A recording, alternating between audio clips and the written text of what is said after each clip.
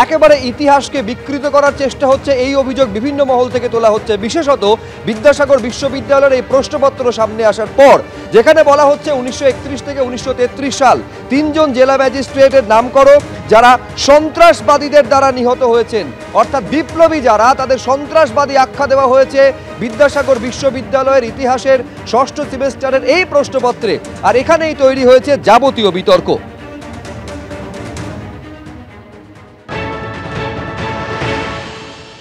Moderation বোর্ডে যারা ছিলেন, তাদের অসাবধানতা, তাদের মধ্যে একজন বললেন যে এটা অনিচ্ছাকৃত, অসাবধানতাবশত, টাইপোগ্রাফিক্যাল বা প্রিন্টিং এরার, যেটা আমরা ডিটেক্ট করা উচিত ছিল প্রুফ দেখার সময়, সেটা ডিটেক্টেড হয়নি। কিন্তু এটা অনিচ্ছাকৃত এবং অসাবধানতাবশত। যারা এই ব্যাপারে কনসার্ন হয়েছেন, মানে কনসার্ন ছিলেন, তাদেরকে আমরা তাদের পদ থেকে সরিয়ে দিচ্ছি, অব্যাহতি দিচ্ছি। ওই মডারেশনের পাতায় যিনি কাজ করেছিলেন, যার সিগনেচার আছে যে মেম্বারের, সেই মেম্বারকেও আমরা অব্যাহতি দিচ্ছি।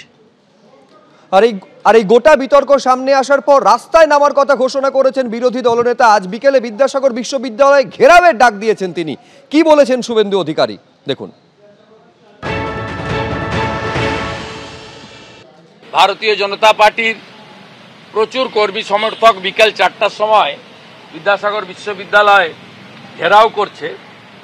কিভাবে স্বাধীনতা সংগ্রামীদের সন্ত্রাসবাদী বলেছে, এই যে আমি আপনাদের দেখাচ্ছি, এইটা হচ্ছে বিদ্যাসাগর বিশ্ববিদ্যালয়ের আমাদের 6th সেমিস্টারের প্রশ্ন। মমতা ব্যানার্জির সরকার স্বাধীনতা সংগ্রামীদেরকে সন্ত্রাসবাদী আখ্যা দিচ্ছে। অবিলম্বে কোশ্চেন সেটারকে সাসপেন্ড করতে হবে। ভাইস চ্যান্সেলর বিদ্যাসাগর ইউনিভার্সিটি, তাকে শোকজ করতে হবে। এবং উচ্চশিক্ষামন্ত্রী ব্রাত্য বসু তো কেউ নয়, উনি এখন ভৃত্য বসু। তাই মুখ্যমন্ত্রীকে এর দায়ভার নিয়ে নিঃশর্তভাবে ক্ষমা চাইতে হবে। এই গোটা ঘটনার সামনে আসার পর সরব হয়েছে রাজনৈতিক দলগুলি। এইবার দেখাবো অধীর রঞ্জন চৌধুরী কি বলছেন এবং কি বলা হচ্ছে শাসক দলের তরফে। কুণাল ঘোষের বক্তব্য পরপর দেখুন। আজকের ভবিষ্যৎ প্রজন্মকে বিকৃত ইতিহাস শেখানোর চেষ্টা করা হচ্ছে সুপরিকল্পিতভাবে, যাতে ভারতবর্ষের ভবিষ্যৎ প্রজন্ম ভারতবর্ষের প্রকৃত অতীত না জানতে পারে। দেখুন, কে কি বোঝে যায় না, ভারতবর্ষের কংগ্রেসীরাই বিপ্লবী। ভারতবর্ষের কংগ্রেসীরা বিপ্লবীদের সব থেকে বড় লড়াইয়ের তাকাত ছিল। সেদিন যারা বলছে তারা বিজেপির কোন নেতা ভারতবর্ষের বিপ্লবী আন্দোলনে অংশগ্রহণ করেছিল, বিজেপির কোন নেতা শহীদ হয়েছিল, আন্দামান জেল গেছিল, তারা তাদের ইতিহাস পড়ে সারা দেখে নিক এগুলো।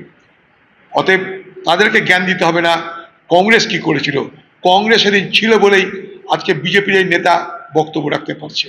সেদিন কংগ্রেস না থাকলে স্বাধীনতা হতো না, স্বাধীনতা না হলে মোদি হতো না, মোদি না হলে নেতা হতো না। দেখুন, এই প্রশ্নপত্রে যে বিপ্লবীদের, অগ্নিযুগের বিপ্লবীদের সন্ত্রাসবাদী শব্দটা যে ব্যবহার করা হয়েছে সেটা একেবারেই অনুচিত। কিন্তু এই প্রশ্নপত্র কে করেছেন এটা তো সম্পূর্ণ এক ব্যক্তির বিষয়। যারা প্রশ্নপত্র যিনি করেছেন বা যিনি ছেড়েছেন এটা তাদের বিষয়। এর সঙ্গে সামগ্রিকভাবে এই প্রশ্নটা তো আর শিক্ষা দপ্তর থেকে যাচ্ছে না, এই প্রশ্নটা তো আর নবান্ন থেকে যাচ্ছে না। ফলে এই প্রশ্নপত্রে যে অবাঞ্ছিত শব্দ ব্যবহার হয়েছে সেটা যিনি করেছেন এবং যার হাত দিয়ে গলেছে সম্পূর্ণভাবে তাদের দায়।